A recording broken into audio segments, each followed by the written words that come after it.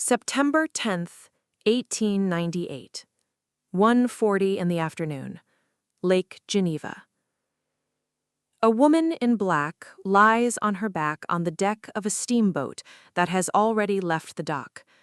Her traveling companion is screaming a name into her ear, not Empress, not Your Majesty, a private nickname, the one only her family used. Sisi, Sisi, can you hear me? 12 minutes earlier, this woman had been stabbed through the heart on a public promenade in front of at least a dozen witnesses. She got back up. She apologized for the trouble. She thanked the men who helped her to her feet. Then she walked, unassisted, onto a boat, carrying a wound that was already killing her. Nobody stopped her. Nobody called for a doctor. Nobody even realized there was a wound. By the time anyone understood what had happened, it was already too late to do anything about it. Most retellings of Empress Elisabeth of Austria, the woman history remembers as Sisi, her death is the sad final chapter of a sad life. A beautiful, restless empress, unhappy in her marriage, worn down by decades of court ritual and personal tragedy, finally succumbing to violence on a lakeside promenade. That's not wrong, but it skips the part of this story that is genuinely strange. The assassination of Elizabeth of Austria was not a failure of security, it was a failure of recognition. She was struck down in daylight, in a crowd, by a man who barely tried to hide what he'd done, and still everyone around her, including Elizabeth herself, misread the wound so completely that she had time to stand up, resume her walk, and board a boat before her own body caught up with what had actually happened to her. To understand how that's possible, you have to understand two things: who Elizabeth had spent the last 20 years trying to become, and who was waiting for her in Geneva without her ever knowing his name. Empress Elisabeth of Austria was, by 1898, 60 years old, and had spent roughly half her life trying to disappear. She'd married into the Habsburg court at 16, becoming Empress of Austria and later Queen of Hungary. The rigid formality of Viennese court life had never suited her. She chafed against it for decades, and after the suicide of her only son, Crown Prince Rudolph, in 1889, she withdrew from public life almost entirely. She wore mourning black for the rest of her life. She traveled constantly, almost compulsively, often under a false name, the Countess of Hohenems, specifically so that the countries she visited wouldn't feel obligated to give her the formal reception an empress required. What most people never learned was that this wasn't eccentricity. It was a deliberate, sustained refusal of the exact kind of protection that might have saved her life. She traveled with a single lady-in-waiting. She declined police escorts. In Geneva, local police had specifically offered her security. She turned them down. An empress who had made herself as close to invisible as an empress could be. Which meant that on September 10th, 1898, when a newspaper ran a short item mentioning that the Countess of Hohenems was currently in Geneva, staying at the Hotel Beau Rivage, it wasn't gossip, it was a map.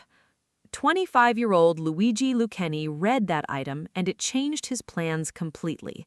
Lucchini was not a man with a coherent political philosophy. He was born in Paris to an unmarried Italian laborer who abandoned him at a foundling hospital days after birth. He grew up in orphanages and foster homes, went to school perhaps 2 or 3 times in his life by his own account, and worked whatever labor he could find across Italy, Switzerland, and Austria-Hungary before serving several years in the Italian army. Historians who've studied him closely describe him less as an ideological anarchist and more as a man who had absorbed just enough anarchist rhetoric to give his rage a shape. Here's the detail that never makes it into the romantic version of this story. Elizabeth was not Lucchini's target. He'd come to Geneva to kill Prince Henri of Orleans, a claimant to the French throne. When the prince left the city before Lucchesi could act, Lucchesi was, by multiple accounts, simply scanning the newspapers for any royal he could still reach. Elizabeth's name was in the paper. That was the entire selection process. This wasn't an isolated act either. Lucchesi's attack sits inside a run of assassinations historians call the Era of Attentats. French President Sadi Carnot stabbed to death in 1894, Spanish Prime Minister Antonio Cánovas del Castillo shot dead in 1897, and 2 years after Elizabeth, King Umberto I of Italy shot dead in 1900. 4 heads of state or their consorts killed by Italian-born anarchists in the space of 6 years. Lucchesi was part of that wave. Whether he was part of an organized plan or simply one more man who had watched the others do it and decided he wanted the same notoriety, that's a question historians still argue about. And honestly, the evidence leans toward the second answer. Too poor to afford a proper dagger, Lucchesi built his weapon out of a sharpened industrial file, 10 centimeters of metal filed down to a point. He wasn't hiding a plot, he was hiding a piece of scrap metal wrapped in a bouquet of flowers. At 1:30 in the afternoon on September 10th, Elizabeth left the Hotel Beau Rivage on foot, walking toward the lake with her lady-in-waiting, Countess Irma Starai, to catch the steamboat Geneva. Lucchesi had been watching the hotel for hours. He fell into step near them on the promenade, closed the distance, and struck. The file went in just below her left breast, through the third rib space, 8.5 centimeters deep. It punctured her heart. She fell. And then, this is the detail that decides everything that follows, she got back up. Bystanders rushed to help her. She apologized to them for the trouble. She thanked them. To everyone standing there, including Elizabeth, it looked like exactly what an assassination attempt with a blunt object might look like. A hard shove, maybe a bruise. Nothing that couldn't wait. She continued walking toward the pier with Countess Starai, boarded the Geneva, and the boat pulled away from the dock. Here's what nobody on that boat understood yet. Her corset, laced tight as court fashion demanded, was doing something no one intended it to do. It was holding the wound closed. It was containing the bleeding almost perfectly, well enough that a woman with a punctured heart could stand, walk, climb onto a boat, and make small talk, all while bleeding internally into the sac around her own heart. That's not resilience. That's the wound quietly filling a space with nowhere to go. Minutes after the boat left the dock, Elizabeth told Countess Starai she felt unwell and asked to sit down. Then she lost consciousness. It was only then, as attendants loosened her clothing and found a small dark stain beneath her breast, that anyone realized this had been an attack at all, and not a fall. The captain turned the boat around. They carried her back to the hotel on an improvised stretcher made from oars and sailcloth. She never regained consciousness. She died within the hour, from what a modern reconstruction of her autopsy identifies as cardiac tamponade, blood filling the sac around her heart until the heart itself could no longer beat. The same tight lacing that let her stand up and walk onto a boat had also, doctors later concluded, likely bought her those extra minutes by slowing the external bleeding, and cost her any chance that someone would understand fast enough to save her. Everyone who touched her in that first quarter hour did the reasonable thing. They helped a fallen woman to her feet. They accepted her thanks. They let her go about her afternoon. Not one of them was equipped to see what was actually happening, because she herself didn't know. If you're finding this reconstruction as unsettling as I do, you might want to see how the rest of the story lands, because the trial that followed is its own kind of strange. Subscribe if you want the next deep dive when it drops.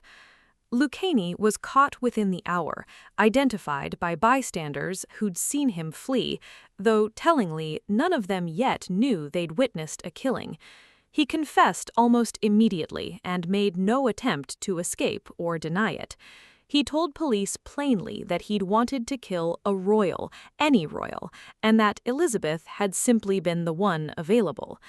At trial 2 months later, in November 1898, 60 journalists from across Europe requested credentials to cover it. The prosecution brought in Cesare Lombroso, the famous and, by modern standards, thoroughly discredited criminologist, who argued that Lucchini had been born a criminal, that his violence was biologically inherited from an alcoholic father he'd never actually known. Lucchini's own account of his motive was blunter and, in its way, more damning. He described a childhood of being denied by his mother at birth, raised by families too poor to feed him, schooled 2 or 3 times in his entire life. He wanted the killing to matter. He asked to be executed for it, so the act would carry weight. Switzerland had abolished the death penalty. The court sentenced him to life in prison instead, which, by his own account, he considered the crueler and less meaningful punishment. Start with the hotel.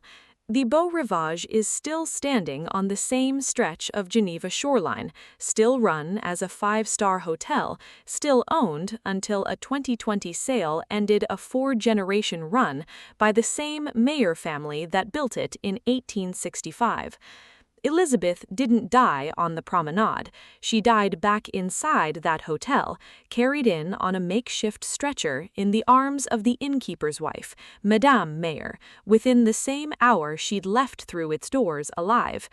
Today, the room she died in is marketed as the Sisi Suite, one of the hotel's most requested bookings, decorated in her honor, with a display case in the corridor outside holding her fan, a ribbon, and a pair of gloves stained with her blood. People pay a premium to sleep in the room where nobody realized in time. Franz Joseph outlived her by 18 years. He's reported to have said after her death that he finally understood how much he'd loved her. The same marriage that had driven her to spend 2 decades traveling under a false name, now the thing people remember him grieving hardest. Lucchini got the opposite of what he wanted. He demanded execution, so his death would mean something. Switzerland gave him 12 years in a cell instead, and in 1910 he ended his own life there, the state declining, to the last, to make him a martyr. Even his body wasn't allowed to rest. His skull was kept, studied, and shelved in institutional storage for 90 years before it was finally buried in 2000. And Elizabeth herself lies in the Habsburg crypt in Vienna, in an empire that collapsed completely within 20 years of her death. One more name in a dynasty that didn't survive the century she'd tried so hard to disappear from.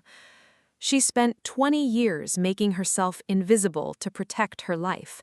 It took 12 minutes of misplaced politeness to end it. The hotel where nobody saw the wound in time now sells that room as its finest suite. Some tragedies get memorials. Hers got a reservation line.